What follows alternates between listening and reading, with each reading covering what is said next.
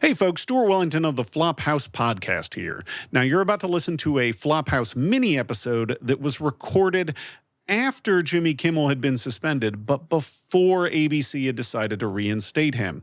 So some of the information may be a little out of date.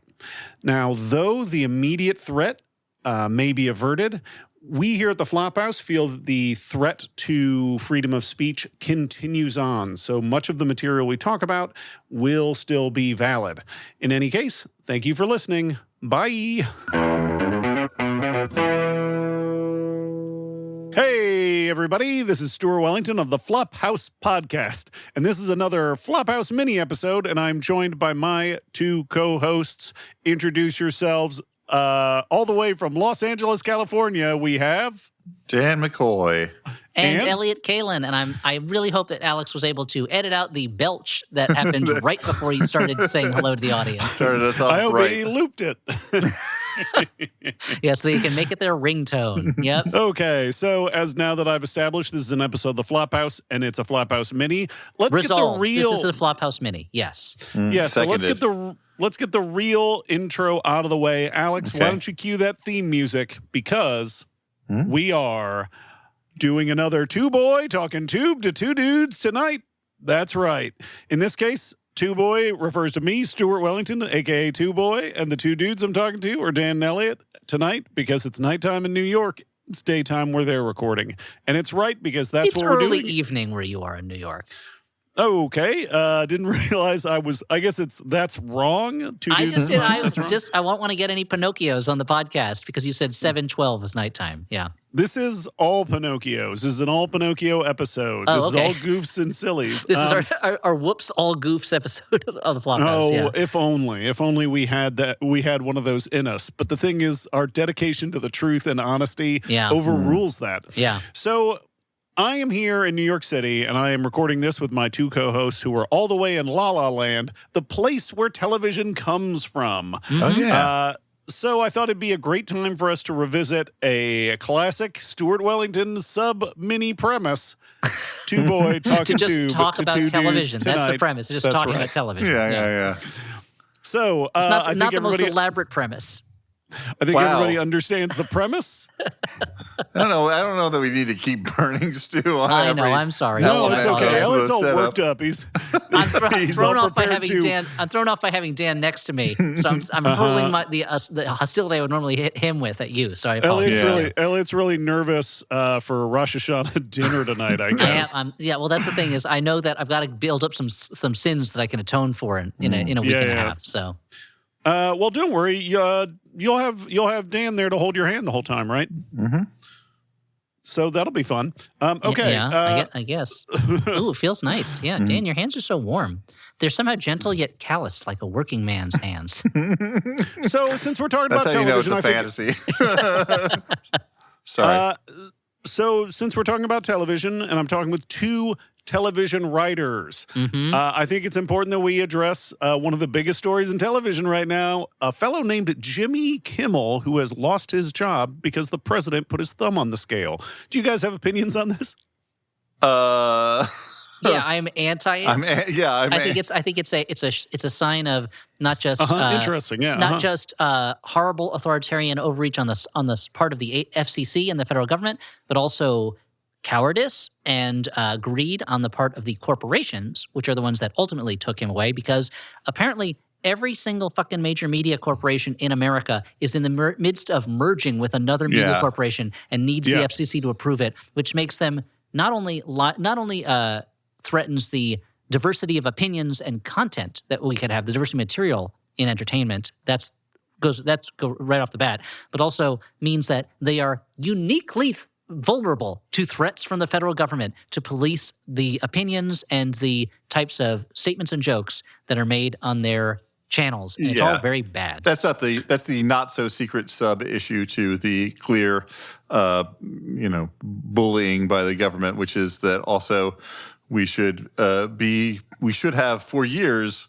been more careful about the development of monopolies because shit like this happens. They're not all run by friendly rich Uncle Pennybags who's just given $10 out whenever he wants. Or I mean, whatever. I don't think he's that friendly. I mean, do you look at his face when he's judging that beauty contest? No, he looks that's insane. true. He's nobody wins the beauty contest. That's the thing. He doesn't not judging it. He wins second prize. You know. Yeah, I mean, he's pretty good looking, but I mean, still. although I will say it shows the corruption of the system that rich Uncle Pennybags wins second place in the beauty contest. Yeah. Yeah, but I will say Maybe a mustache contest. But it is true that for decades now, I think mergers in the entertainment mergers in general have not been policed the way they should be, and tech companies have monopolies over so many parts of our lives. There's no real competition on them. But for decades, entertainment mergers, I think, have been particularly not cared about because entertainment is not seen as a serious business. It's seen as like a goofy, fake kind of like imaginary business that weirdos do and celebrities and who cares, and it's not treated as an industry where millions of people who are regular ordinary people who are not celebrities and wealthy make a living and have to live off of and use so many different kinds of skills. And it's the kind of reason that we had a strike a couple years ago. But because of these types of the fact that corporate work was not taken seriously as an issue. But now all sorts of local affiliates, including their news departments, are overseen by hyper-conservative mega corporations. So that's probably pretty good for speech, right? Yeah. So I think Stuart, but you were saying you want to take the opposite. That you were glad to see Kimmel get his. You're pro crackdown speech. Yeah. I still have a chip on my shoulder since the Man Show, so I thought it was time. Yeah. So that makes the second late night show that's going away. I think this highlights a very clear moment that this is not normal. Right. That unfortunately it highlights that this has become normal. That if there's three, then that just becomes regular MO. Is that if a company New York Times wants, trend piece? If a what? So it becomes a New York Times trend piece. It does become a New York Times trend piece. Like my favorite my favorite style trend piece ever, which was potbellies are big in Brooklyn, and it was like, no, the guys are just getting older. Yeah. But I think that fact that you've had twice this year companies that need approval for mergers throw away, cancel someone who is running afoul of the president, like that. It's the norm now, which sucks. I don't like living in that world. And they're not only canceling the host and the people, but it's like the huge group of people hundreds who work of there. people. There's hundreds of people who are thrown out of work, and that's not fair to them. It's not good for them. The point was made, back at when Colbert. This happened at Colbert, like. There's a whole local economy, too, around these shows. Like, it brings money to the city that it's produced in over and above, like, the people who are employed. Well, I think there's been it's part of also a larger thing of, like, the government crowing about how it's fired so many people from the federal government. The federal government employs a lot of people, and those are people. Those are American citizens who pay taxes, have bills to pay, have families. They're not this kind of, like... subspecies that we want to throw away and shoot into the sun, like or the movie Subspecies. If they were, that would be awesome. That would be awesome. Well, it's the idea that the government then kind of crows about. Yeah, we're kicking people out of work, But I also think that if the things they are saying about AI are true, which I don't know really they are, where they're like, oh yeah, this will eliminate 50% of white collar jobs, then I think we all have a revolution on our hands, and we'll have whole new issues to deal with. So once the middle class feels like it can no longer control its own life in any way or can't pay its bills, that's when historically they start to overthrow governments. So they may be sowing their own destruction. You don't feel the middle class is feeling that way? I mean, I think the middle class is feeling that way, but it has not hit the point of, and there's something I can do about it. At the moment, it feels like the middle class feels away and there's nothing I can do about it. But you get pushed, much like much like the reason we have the programs from the New Deal that the Republican Party wants to destroy so badly is because things got so bad that people were like, we either have to change or we're going to have a revolution on our hands. And I think we're now at a place where the people in charge are like, we don't want to change and we don't care. And then you end up with a revolution. I'm not advocating a revolution because that's not good for families in general, and I have one. It's really good for I don't know, young guys who like to shoot people, which I'm not in favor of. And so I'm not advocating that. But I'm saying if you really make people feel like they cannot support themselves because you're eagerly throwing them out of work and making it impossible for them to pay their bills or feed their families, then It causes trouble. It's trouble with a capital T, and that rhymes with P, and that stands for pool. Pools of blood, Daniel, that will run down the streets. So the in this specific This got case, dark. Thanks for bringing this up, Stu. This is supposed to be a fun podcast. Hey, that's why we're doing it up top. We're eating our broccoli now, so we can have thank you. dessert later. Yeah. Okay. Now that we got the vegetables out of the way, we're going to move on to the next our next segment. Guys, recently, I don't know if you pay attention to this sort of thing, but there was a thing called the Emmys, and at least one of us watched the Emmys ceremony. Can you guess which one? It was Dan. Dan watched the Emmys. Elliot probably can because it wasn't him, I'm assuming, from the way he looks. So What about? you just had an expression on your face like, well, it wasn't me. So No, I assumed it was Dan. Yeah. So it was Dan. Yeah. I'm like, I don't see Stuart really watching it. I didn't. I know I didn't. I mean, Stuart, it's like we're playing a game. Likes we're playing, award shows. It's like we're Stuart playing a game has of watched werewolf them. here, but instead of a werewolf, Guys, it's who watched the Emmys. As I like award shows for movies because I like having an excuse to get excited and talk about movies. In general, I like award shows because I love glitz and glamour, baby. But I did not catch the Emmys. But let's talk about some of the winning programs. And I think we're going to play a sub game that I think will probably carry through most of today's mini episode, which is, has Elliot seen this show? I think Without Elliot answering yet, Dan is going to have to chime in on all these. I have an advantage on that. And for me, it's more of a dom game than a sub game because I know the answers already. So, Dan, I think you're playing this solo today. What? Dan Solo. That was when Dan signed on to that Star Freighter with no that's Starcraft. no last name. Yeah. Yeah. He was fighting the Zerg. Okay. So one of the big winners, The Pit, won things like Best Drama, Best Actor, I think maybe Best Writing. Best writing for Dale Keown, the creator of The Pit. Yeah, sure. Yeah, that was the thing. I watched the pilot and no fucking dude with crazy blade fingers showed up. So I was like, fuck this. Like, where's the little kid with the monster with the long hair? What's going on? Yeah. Did any of you guys see the joke? Well, first off, Dan. Dan is that's for 90s comics kids. Dan's not going to get that reference to Dale Keown's The Pit. First off, Dan, has Elliot seen The Pit? I'm going to say Elliot has not seen The Pit, definitively. Judges, has Elliot seen The Pit? Ding, ding. Elliot has not seen The Pit. Dan, you're Okay, right. I only saw maybe 20 minutes of the first episode. Dan, have you Weirdly, seen it? I have seen all of The Pit. I say this as a person who does not like medical shows. The closest to a medical show I've watched in the past is House, which is actually a mystery show. Yeah, it's and not really Sherlock a medical Holmes show. yeah. A medical mystery show. But our friend Linda Holmes was so positive about The Pit. I wanted to check The Pit out. I started watching The Pit, and my fear was that as someone who has a lot of medical anxiety, that the show would freak me out. Whereas instead, it comforted me.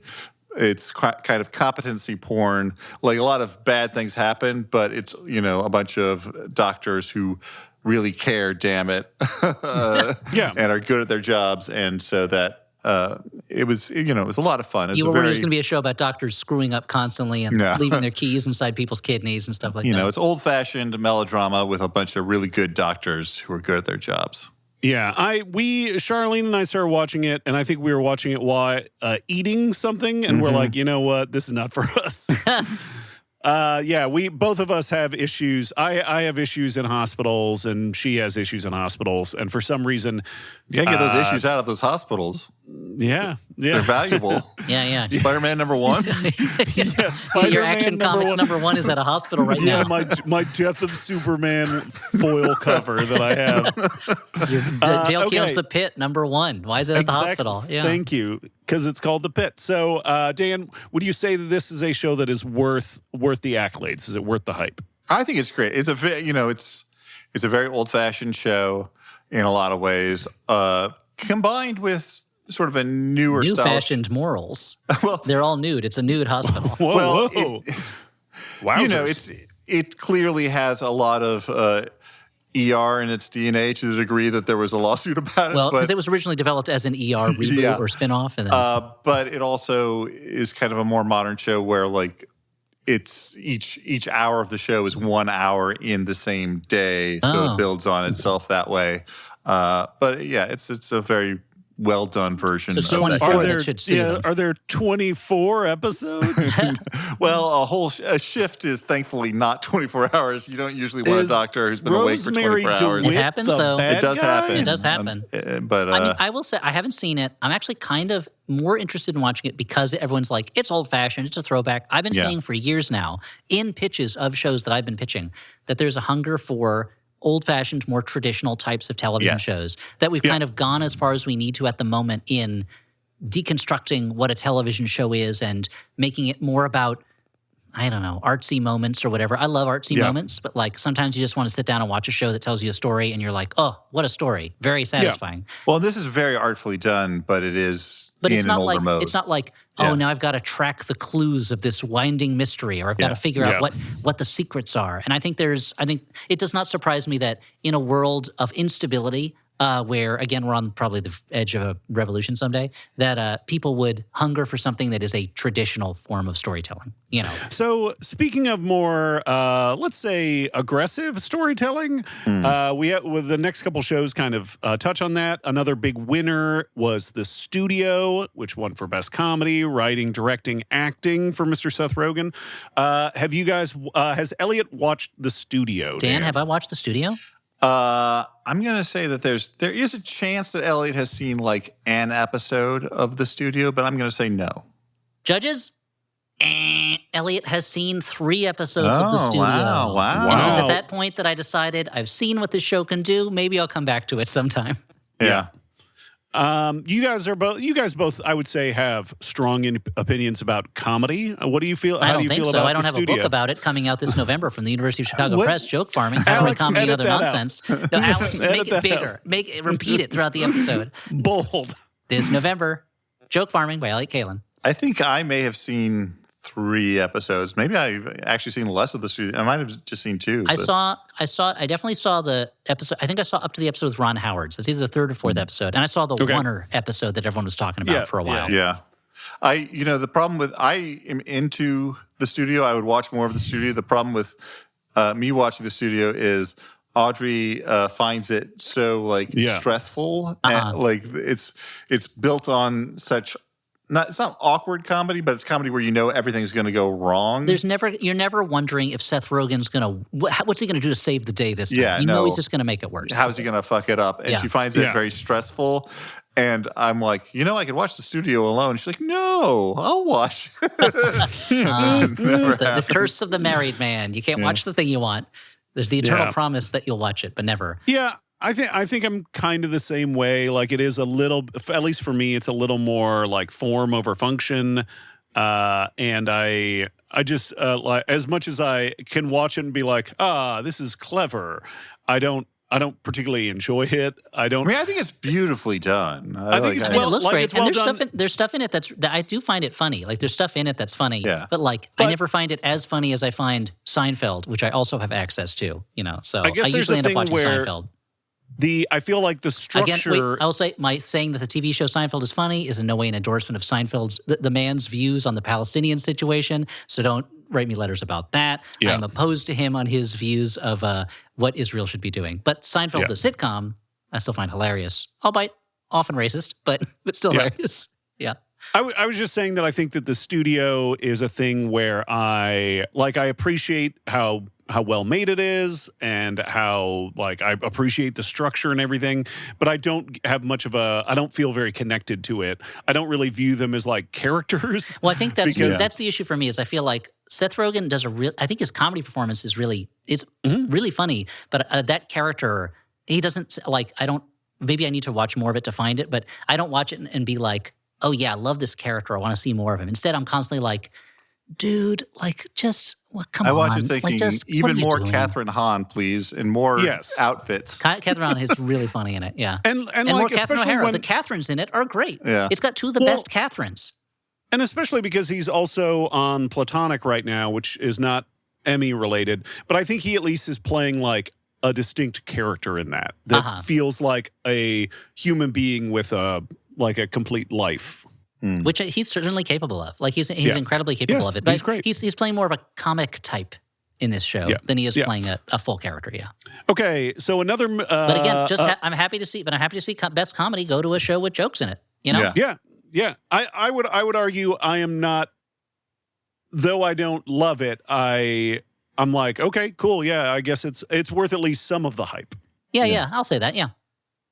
Another show that is very structure focused that won a bunch of awards is Adolescence. Dan, has Elliot seen Adolescence? It's only 4 episodes. Yeah, but I'm going to say no, he has not seen Adolescence. Ding, ding. You're right, Dan. I have not seen Adolescence. Everyone tells me it's really good. I'll see it eventually, I guess. I don't know. It's not what I need in my life right now. Yeah. You mentioned oneers. The show's got some oneers. It's got lots of oneers. Isn't it all oneers? I think it's all oneers, right? That's what I've heard, yeah. Yeah. I've only seen part of the first episode. Like, I got like 10 minutes in, and then I was like, again, I'm like, I don't know, maybe Audrey will want to see this. It's like, it's got British people in it. She likes that. Yeah. Like, is there a mystery? I've never watched it. If there's a mystery, it certainly isn't cozy. I do feel like Charlene and I watched it, and by the end of the 4th episode, Charlene's like, "Why did we watch this?" Just made you sad.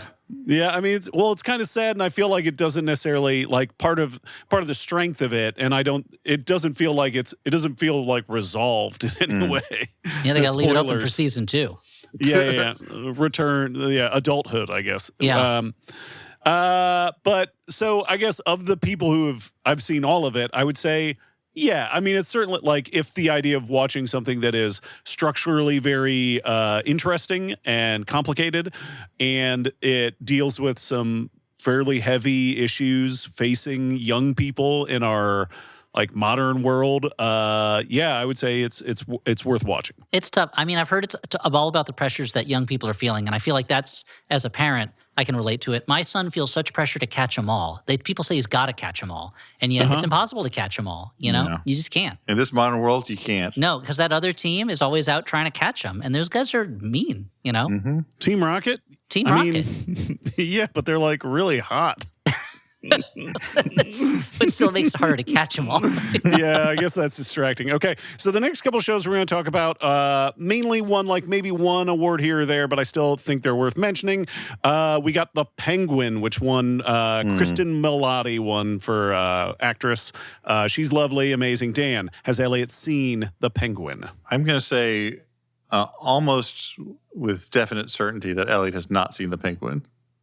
You're right, Dan. I have not seen The Penguin. I am on I think, Batman-related media moratorium. Yeah. Personally, I heard that The Batman was good, but I'm Batmaned out for the moment. I don't need more Batman right now. I figured that was Colin Farrell. Colin Farrell doing his like. I love Colin Farrell. I love Kristen Milotti, but I don't know. Is Batman in it or no? He's not. No. Okay. Maybe I'll watch it if Batman's on it. Again, maybe I'll watch it as if I have any time in my life to watch. I figured that was your policy. And like for me, the thing about The Penguin was like, well, I'm Batman out on the one hand. On the other hand, do I need to see like a gritty crime drama, but except it's in like Batman world and we don't see Batman? I was like, I don't know. But then I kept hearing how good Colin Farrell was in it, how good everyone was in it, and I watched it, and sure enough, they are. And Kristen Milioti is amazing. When you put incredibly talented performers into your project, they will be really. You got to work hard to make them bad in it. They'll be really good in it. But I think that's the thing is, it's like there's a limit. And maybe this is me being a snob. Maybe this being Martin Scorsese or Francis Ford Coppola or whatever. I love comics. I love superheroes. I feel like there is a limit to the seriousness of the issues of the world that can be addressed, or the aspects of the human condition that can be addressed in a gritty crime drama about the Penguin. And maybe I'm wrong about this. Maybe does he use umbrellas in it or no? No, I don't remember any umbrella stuff. But I feel like if I want to see a crime thing. He does drive a purple car, though. Yeah.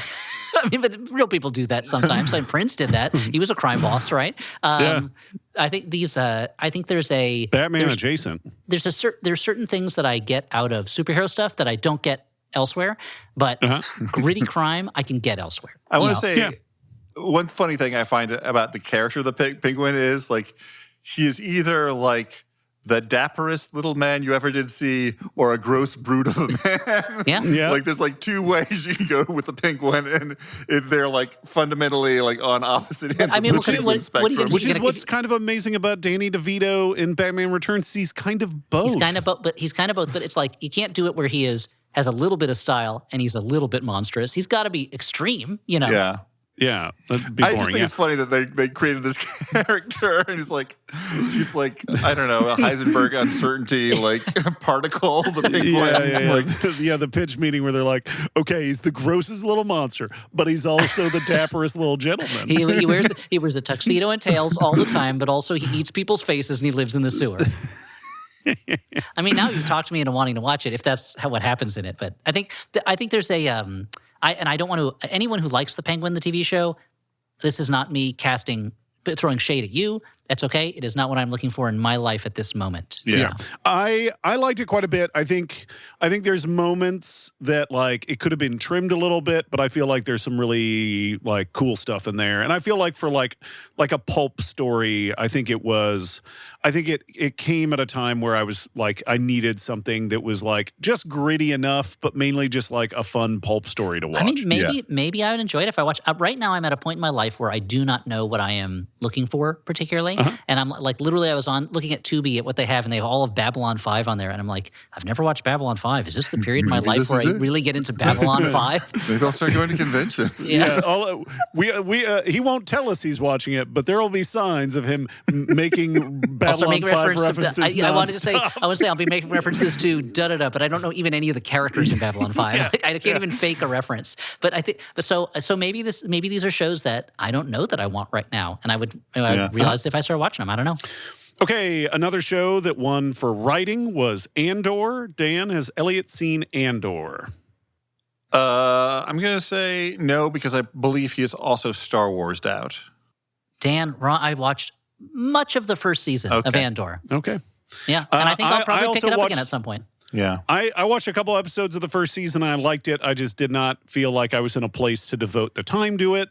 But I did kind of have a similar attitude where I'm like, I don't know, do I need a gritty Star Wars? Like, Dan, have you watched Andor? I watched all of the first season of Andor, and I am like, I have been for months, like 3 episodes away from finishing it. My problem with it was just like, I get it. You know, I get where this is. I mean, I've literally seen where this is going, and something about Rogue One, the second series where they did this thing where they would do like paired episodes and then a time jump and then paired episodes and then a time jump. Because they didn't want to spend years and years continuing the series, I think. Yeah. Well, they knew they wouldn't have that time. Like, I think Disney made it clear to them that they weren't going to have that time. I think that that's good in certain ways because I don't want to be stuck with something for more time than maybe it needs. But I also found that it didn't have the sort of momentum that I wanted it to. Like every time it felt like it was building up a head of steam, it was like, and now we're in the future. And I'm like, okay.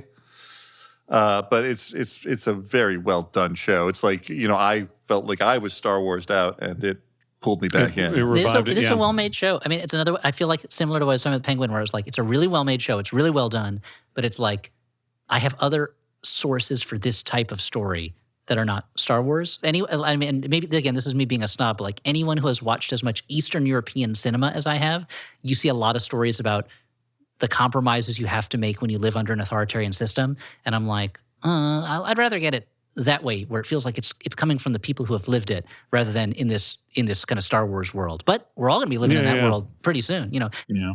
So we have a couple more Emmy winners I just want to mention real quick. Right up top, I want to give an extra shout out to Jeff Hiller winning for Somebody Somewhere. He gives a lovely performance. He's always a great performer. And did you guys catch any of Somebody Somewhere? I don't even know what that is.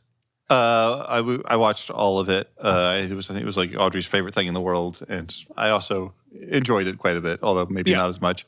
And you know, he was a mainstay of the UCB theater. I would see him improvising all the time. It was good to see him successful. Yep. Also, 2 other shows that won a fair amount of acting awards. We have Hacks and Severance. Has Elliot seen Hacks or Severance, Dan?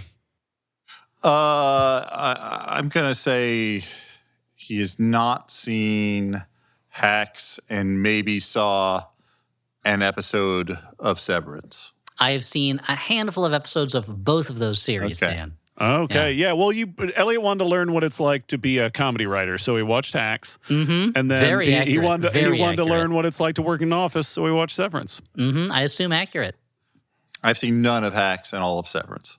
Oh, really? I've watched all of both, partly because I love Gene Smart, and I'll watch Gene Smart in almost anything. And I think there's some And good she's all stuff over there, Severance. Yeah, she's crazy all over Severance. Those are both good shows. I mean, they're not. Those are both good. Like with Hacks, I think I just didn't keep up with it because it was hard for me to watch it, being like, nitpicky about comedy, about not necessarily about the jokes on the show, but about just like that world. Well, yeah, certainly as soon as she gets a late night show, I'm like, well, I guess I can't text with my friends about this. And on Severance, it was the issue of like, I kept thinking, if this was a movie and it was 2 hours long, I think I would love this.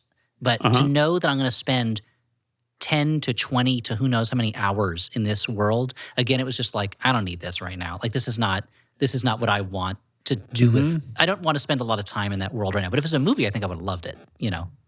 I think I'm with you. To me, it's a beautiful show, and I think the performances are really interesting. Everyone's great in it. They do a really good job making it. Yeah. There's a thing about the storytelling that feels like it's giving me vibes of like Lost and other puzzle box shows that I just don't have the fucking patience for anymore. Like, at least in a movie, I'm like, I got 2 hours, I'll enjoy the shit, then I'm done. Yeah. I'll watch it. If they don't give me answers, I'll at least have a story, maybe. But with TV, it's just spending a lot of time in that office. Like, I don't want to spend a lot of time in that office. Again, and all things like that may sound negative, but it really is. I'm like, this is a show that I feel like is just kind of not for me. I am glad it exists, and if people get some enjoyment or some deeper meaning out of it, hey, that's awesome. Enjoy that shit. It's a wonderful thing to feel you live in an entertainment ecosystem where there are things for you and there are things for other people, and everyone's got stuff they can enjoy, and where you can feel safe saying like, this is not bad, but it's not what I want to watch, you know? Yeah. Without feeling, I feel like maybe just because people are tired of, I don't know, the need to have to keep up on stuff. I feel like, at least in my life, I don't spend very much time online, so maybe that's for the reason. I feel like there's less of a sense of like, if you're not watching this thing, then you're insulting me for liking this thing. And it's nice to live in a world where like different people have different things that they like, and we don't all have to watch the same thing. You know, we're going to be going back into that world. We'll all be watching the same conservative show that airs 24 hours a day on every single network that just tells us to say our prayers and thank the God Emperor for his divine protection. But it's nice until we live there to be like, oh yeah, there are all these different shows. They're all well made. I don't have to like all of them, but not because they're bad, but because they're just not my taste, you know, and that's fine. Yep. Amber Celeste Nash, welcome to the afterlife. Oh, snap. I have before me the record of all your worldly achievements. The voice of Pampu, the Archer. I must say, we're all big fans of yours up here. Great. Swing open those pearly gates, you big-winged son of a bitch. Bip, bip, not so fast. It says here that you've never hosted your own podcast? I did some other cool stuff, but no, I never got around to making a podcast. You are hereby sentenced to relive your entire life. Only this time, host a damn podcast. Okay. That's why we should do an Archer Rewatch podcast. We should call it Rephrasing, and we could even do it with MaximumFun.org. Let's just do the podcast for normal reasons. Okay, Grandma. The wizards answer 8 by 8. The conclaves call to demonstrate their arcane gift, their single spell. They number 64 until a conflagration. 63 and 62 they soon shall be, as one by one the wizards die, till one remains to reign on high. Join us for Taz Royale, an Oops All Wizards Battle Royale season of the Adventure Zone, every other Thursday on MaximumFun.org or wherever you get your podcasts. And this podcast is brought to you in part by Factor. Fall is kind of like a reset season, like all the travel and whatnot of the summer is ending. If you got kids, you got back to school you got to worry about. You've got busier routines. I know that for whatever reason, October is the busiest month on the calendar for me. And with shorter days, finding time to cook can be tough. So why not get some of Factor's chef-prepped meals? They're designed to make it easy to stay on track and enjoy something comforting and delicious, no matter how hectic your season gets. You can choose from a wider selection of weekly meal options than ever before, including premium seafood choices like salmon and shrimp at no extra cost. You could savor some global flavors for the first time. Try some Asian-inspired meals with bold flavors influenced by China, Thailand, and more. I know that I have enjoyed these Factor meals in the past, even though I am, as I've said before, a man who really likes to cook. Sometimes you're tired. Sometimes you just don't wanna. You just don't wanna. That's where Factor comes in, because they've got delicious meals that are ready in minutes. So why not eat smart at factormeals.com/flop50off and use code FLOP50OFF to get 50% off your first box plus free breakfast for 1 year. That's code FLOP50OFF at factormeals.com for 50% off your first box plus free breakfast for 1 year. Get delicious, ready-to-eat meals delivered with Factor. Offer only valid for new Factor customers with code and qualifying auto-renewing subscription purchase. Okay. Wait, before we get back to talking about TV, I just want to tell people there's 2 ways to get the Flophouse in a totally different way than this podcast. If you're in Chicago on Sunday, November 16th, we are performing at Sleeping Village. Our 7 o'clock show is sold out, but don't worry, there's a late show that we added. Go to flophousepodcast.com/events, and you buy tickets to that show if you are in Chicago. It is a night of Jim Belushi movies, so if you come to the late show, you'll hear us talk about K-9, the movie where Jim Belushi is a cop with a dog. Can you believe it? If you can't get to Chicago, I can't. If you can't get to Chicago, then I pity you. It's a great city. We're going to have a great time there. But you can still watch the Flophouse on your computer. That's right. Flop TV is back. The first Saturday of every month at 9 p.m. Eastern, 6 p.m. Pacific. We'll be doing our 1-hour on-screen live broadcast of a Flophouse type show that we do. It's got videos. It's got presentations. It's got animations. It's got us talking about movies. It's the first Saturday of every month. Go to theflophouse.simpletix.com for tickets. If you can't make it when the show is airing live, don't worry. Your ticket gets you access to the recording of the show.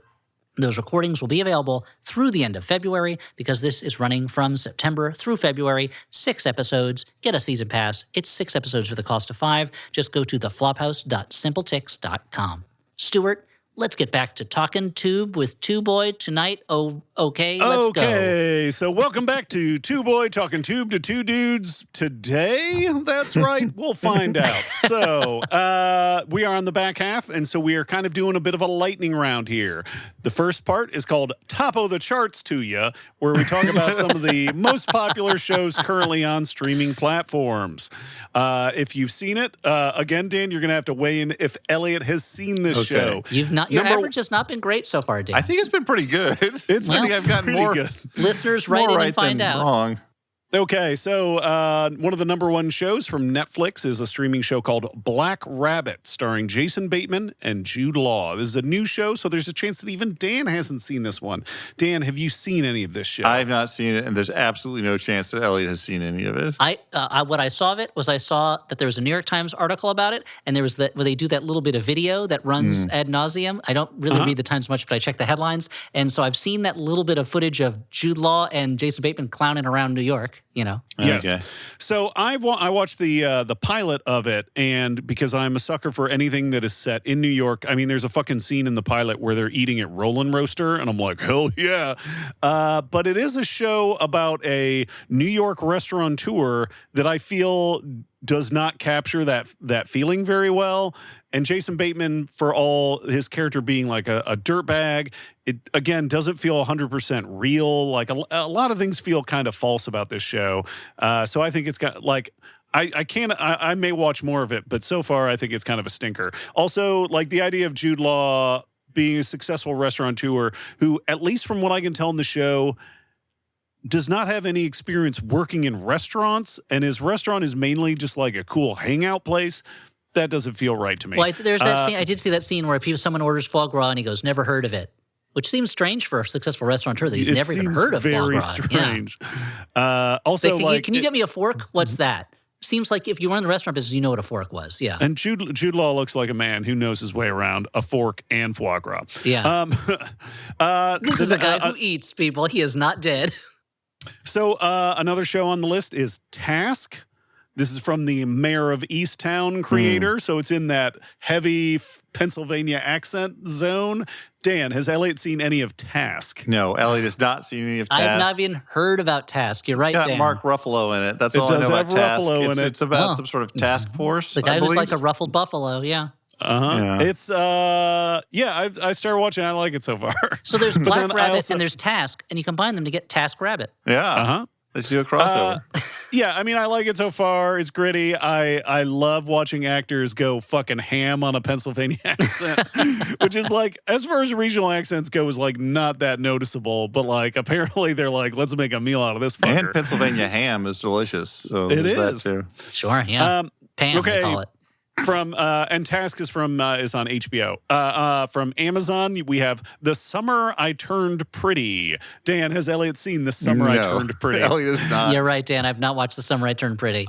I feel like Charlene and I tried to watch a couple episodes because we're suckers for that kind of garbage. But it wasn't our speed. But it is also a show that has like 3 or 4 seasons. So I'm like, is the summer still fucking going on? Like, is she still turning pretty? You know, endless What's summer, happening? man. Yeah, well, I guess it's an endless- that's like how MASH lasted longer than the war, you know? So Yeah.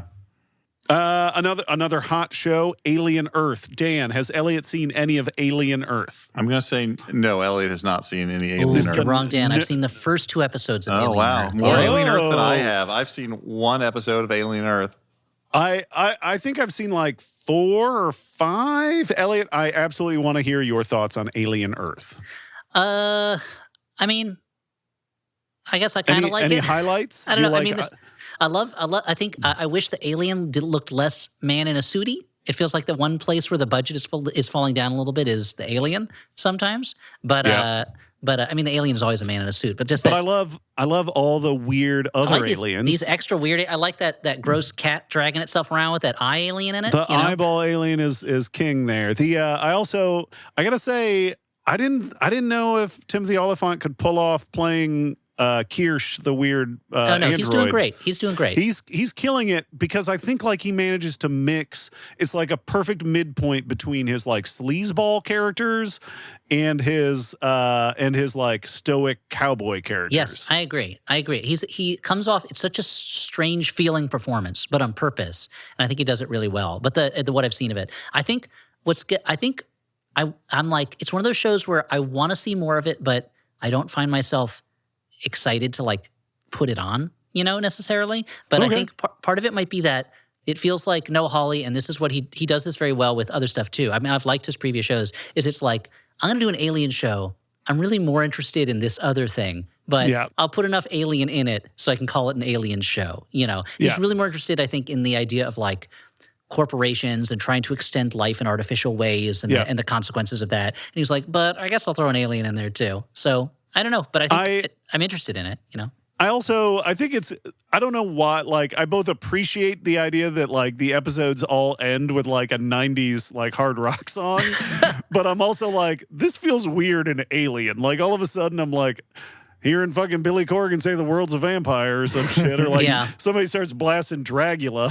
Well, it's a little bit like in this first Star Trek remake movie where he's listening to Sabotage, right, while he's driving, and it's like, Yeah. yeah, I guess 200 years in the future, this is still the sound of young rebellion, is the Beastie Boys. Yeah, sure.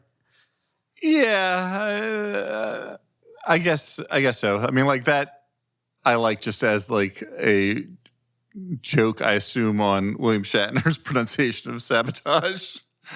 Maybe. I feel like that's a pretty deep in joke, I guess. Yeah, but no one, certainly no sci-fi nerd would put a deep in joke in something. You're right. But yeah, Dan, what do you think about Alien Earth of the one episode you've seen? It was fine. I haven't seen more, so that says something about it. I wasn't like, I have to immediately return to this, and perhaps now I'll never see anymore. So That's possible. Yeah. So, in addition to some of those hot shows that are top of the charts, what are you guys watching these days? Either with your family, on your own? Are you watching anything on the small screen? My wife and I have been watching. We've been slowly going through the second season of Poker Face. You know, Yeah. that's a fun show. Other than that, Yes. the only thing I've been watching that really counts as a TV show is the TV show version of The Trip Italy. After I finished watching the TV version of The Trip, I have the issue where like I don't get a lot of time to sit down and watch TV with my family, and the time, the little bit of, as everyone knows who listens, the little bit of time I do get to watch stuff is when I'm doing the dishes. Otherwise, I don't really have time to watch things, and I'd much rather watch a part of a movie. Like I just always rather watch a movie than a TV show. You know, If I'm by myself, I'm either watching a movie or I'm like painting models or I'm traveling the lands between in Elden Ring. yeah, and I feel like I haven't found a show in a long time that hit me the way that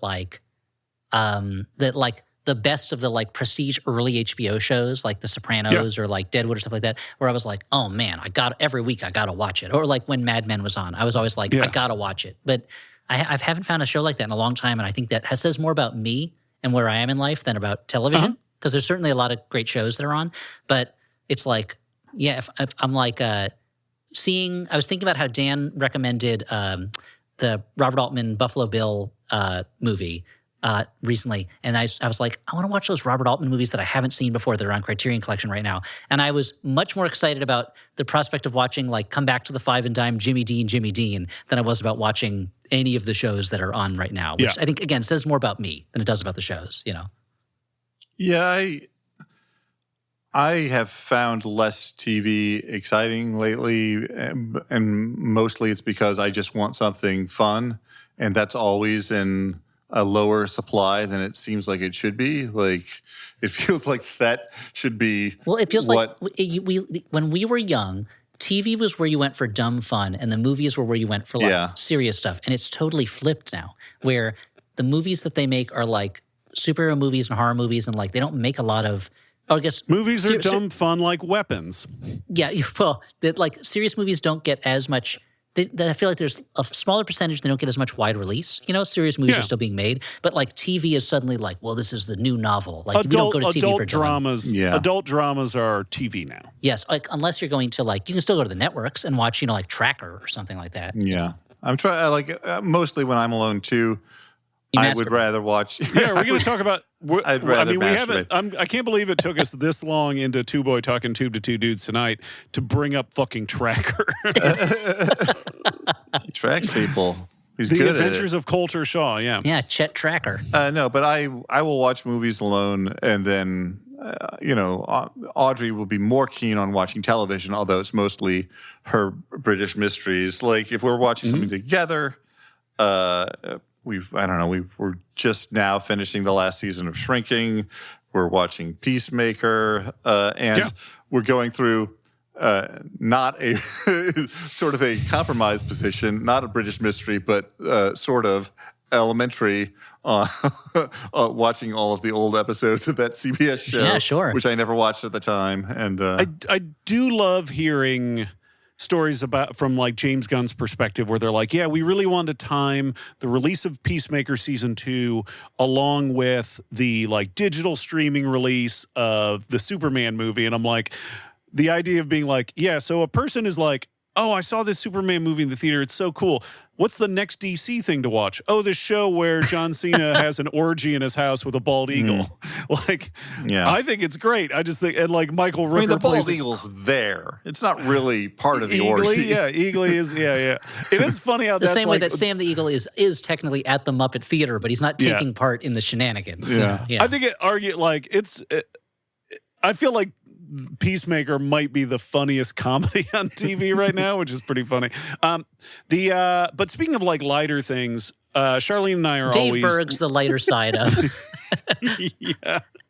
Shar and I are always looking for kind of lighter material to watch to wind down at the end of the day when our lives are incredibly stressful running too many businesses. And the two shows we've enjoyed lately, we finished, I'm guessing, the second and final season of this Australian sitcom called Fisk about a Wilson Fisk, a lawyer. the kingpin. Who is, if only, a lawyer who wears very large suits, and she works in like probate law. And I don't know, it's very dry, and there's not, I guess there's jokes in it. It's funny. It's just very strange. But we enjoy that quite a bit. And then we just watched all of the new Office spinoff, The Paper. Okay, how was that? I think it is absolutely fine. It is exactly like it serves up exactly kind of what you'd expect. The one note, the thing that I think elevates it, that gives it a little bit of extra juice, is that they realize that one of the, I don't know if they realize this, but like one of the things about the original Office is that like the British Office is that Ricky Gervais's character David Brent is like a bad dude. Yes. Michael Scott is not a bad dude. He's just dumb. So they make a couple of the characters in the paper genuinely like kind of bad people. And one of them is played by Sabrina. I'm going to fuck this name up. Sabrina The Teenage Witch. Impecatori. Sabrina TT Witch. The actress who played the hotel manager in the second season of The White Lotus, the Italian woman, and she plays a very flamboyant Italian woman who works at a newspaper in Toledo, Ohio, which is very funny to me. And there's a great performance from comic actor Eric Rahil, who he's collaborated with Tim Robinson and was in that movie Rap World with Connor O'Malley, and he just has a way of speaking. He has like a cadence of like burnout Midwesterner that like is so immediately triggering for me. Like it feels like I'm in a fucking house party back in Fort Wayne listening to some weird dude that was 2 years above me in high school. So that's a thumbs up to the So if that's a situation you're familiar with, Stuart says, run, don't walk to the paper. Yeah. I feel like I've kept you guys here long enough. Elliot has a rush on a dinner. I've got a rush on a dinner. Dan has to rush a home to the hotel. Yeah, Dan has to I have live my own and dinner die in I have to L.A. get to. Oh, he has no dinner. And I will say, I think any negative things I've said about television or shows, take it with a grain of salt. At this point in my life, the thing that I am like enraptured by, and I can't wait to get, I have to keep running back to, is Italo Calvino's book, The Castle of Crossed Destinies. So that's where I am right now. So take it just as me being a snob who is into not that, So is no way a criticism of television or the shows being made. And take it as me finding no joy in the things that I used to enjoy because life is a bitter place. Oh, I mean, there's that too. Let's not forget depression. Can keep you from enjoying television shows. Also, I feel like the fact that both of you guys are closer to the world of TV creation than, say, your average person. If only it were true. But what I would say is that you're at one point closer, and now that distance causes an additional ache. It's There's like a phantom limb. It does, a lost love. It does. It's hard to lose that feeling of like envy when you're watching a show that's successful, where it's like, I guess this is good, but like I could do good stuff too, blah, blah, blah. And it's a thing that is a very human feeling that we have to push against. And coupled with the fact that it's easy to overlook the fact that maybe your own struggles when working in the business, you forget that those people are probably going through the same fucking shit. Well, because that's the last thing we say, because we do have to get to our dinners, but there is the entertainment industry only reports success. It only in Variety and Hollywood Reporter, it only tells you when shows sell or when they're picked up or whatever, or when a movie script sells. They do not cover this pitch failed. This pitch didn't get picked up. This pilot didn't. Rarely do they talk about failures, and so it gives you the impression that there's a sea of success that you are standing on the shore of, and you just cannot figure out how to jump in, which is a fake value. And one of the things that I found very meaningful about the strike was finally writers were talking to each other about how failure is just a regular part of being a professional creative person. Yeah, and there's a sea of things not getting made in an island of success. Exactly. And so that's something for us to remember, that everyone who is having a success now has probably failed and will fail again at some point, so no one's immune to it. Okay, well, thank you so much for spending some time talking to me. I always love talking to you guys. Thanks for stepping into the doghouse over here. I'm Stu Dog. I guess I'm Dan Dog. Yes, and that's E-Dog. And so, E-Dog, I guess this is an interesting framing to suddenly introduce in the last minute of the podcast. So this podcast is part of the Maximum Fun Podcast Network. Go there. Check out some shows. They're great. This show has been produced by Alex Smith, who hopefully cleaned this up and made it sound extra crispy. And I'd like to thank my two co-hosts. My name is Stuart Wellington, and they are Dan McCoy. And E-Dog, Elliot Kalin. Okay, bow wow wow. See ya.